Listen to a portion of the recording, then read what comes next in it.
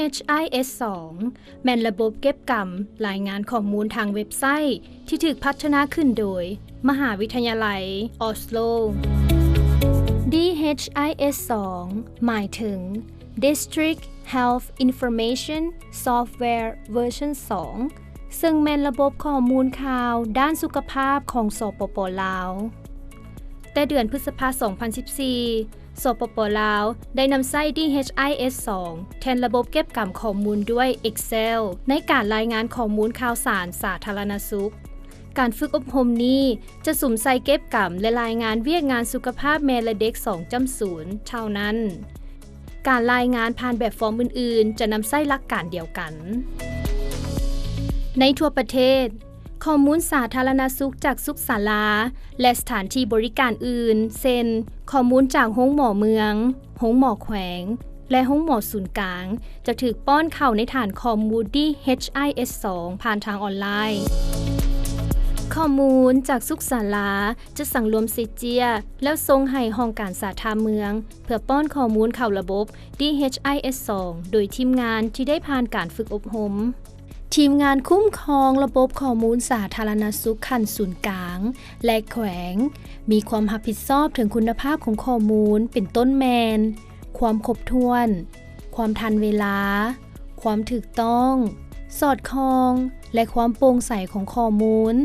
ซึ่งกระทรวงสาธารณสุขแผนกสาธารณสุขแขวงและห้องการสาธารณเมืองสามารถนำมาวิเคราะห์และนำใช้ข้อมูลดังกล่าวตามความต้องการเข้าในการปรับปรุงสภาวะสุขภาพของประชาชนลาวโดยผ่านการวางแผนที่ดีและนำไปจัดตั้งปฏิบัติอย่างมีประสิทธิผลสูง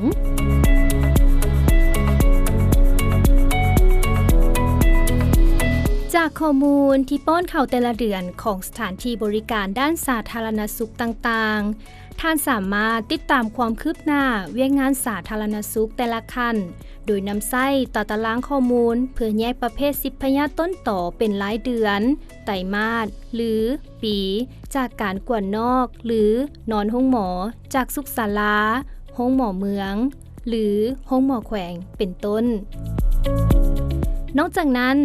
ท่านยังสามารถนำใช้ตารางหรือแผนวาดแสดงข้อมูลในการติดตามและสมเทียบข้อมูลสาธารณสุขเช่นตัวเลขการเกิดอยู่สถานที่บริการด้วยแพทย์ช่วยเกิดกับจำนวนการเกิดลูกบ่เสียค่าและท่านยังสามารถนำใช้แผนที่เพื่อแสดงถึงการแจกจ่ายอัตราปกคุ้มของตัวชี้วัดหรือ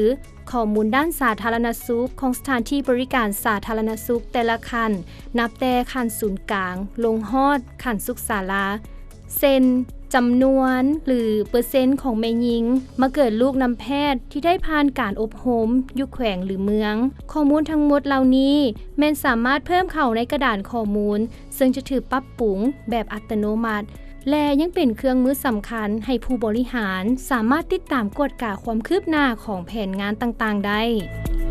3 หลักการพื้นฐานหรือ3 เสาค้ำหลักของ DHIS2